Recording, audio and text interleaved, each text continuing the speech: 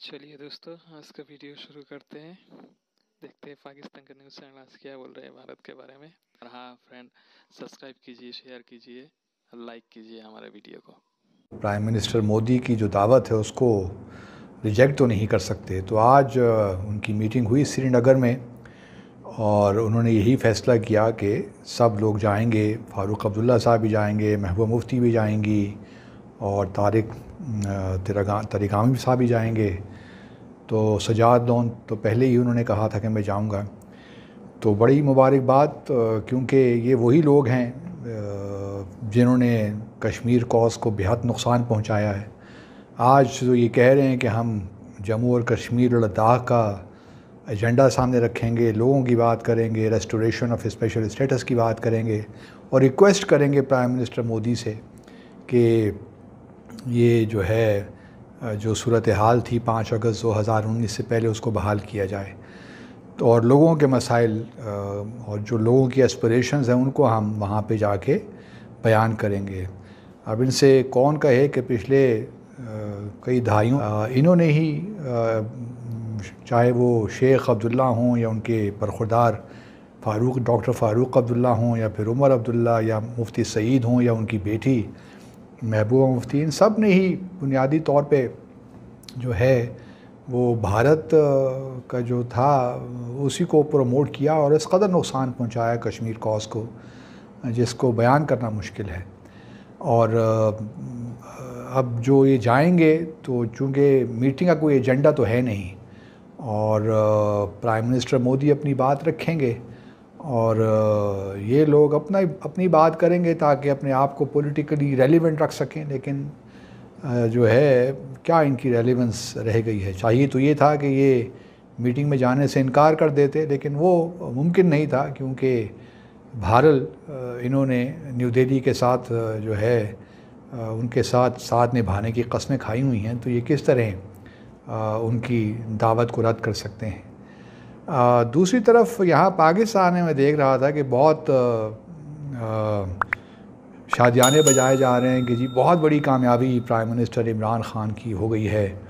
और देखिए prime minister Modi ने घुटने टेक दिए और फाइनली उसने कश्मीर में मीटिंग कन्वीन कर ली है। अब इन लोगों को कौन समझाए कि मामलात हैं क्या। हर कोई जो है वो अपना राग अलाप रहा है, कोई अंडरस्टैंडिंग नहीं है। मैं ये क्लेम नहीं करता कि हमें बहुत अंडरस्टैंडिंग है इश्यूज़ की, लेकिन खुदारा थोड़ा बहुत तो चीज़ों को ऑब्जेक्टिवली और नॉन पार्टीज़न तरीक़े से पाकिस्तानी हो के चीज़ों को देखने का भी थोड़ा बहुत मेरे ख़्याल में समझ बूझ होनी चाहिए। कहाँ ये पाकिस्तानियों को मुबारकबाद भी अगर हम दें तो किस बुनियाद पे दें। हमारी तो जो पोजीशन है कश्मीर पे वो सबको मालूम है। ये अलग बात है कि अगर हम अब कश्मीर में जो हमारी एक असूली जो हमारा मौक़िफ़ था उससे पीछे हट रहे हैं तो अलग बात है। लेकिन जो हमारा एक कौमी कंसेंसस है वो यही है कि और जो असूली मौक़िफ़ है वो यही है कि कश्मीरियों को उनका हक़ खुद इरादियत मिलना चाहिए। अगर हमने इसमें कोई तब्दीली कर ली है और लगता तो यही है कि तब्दीली कर ली है, क्योंकि हमारे वज़ीर आज़म तो अब ये बात भी नहीं करते कि रेस्टोरेशन ऑफ स्टेटस को एंटी हो।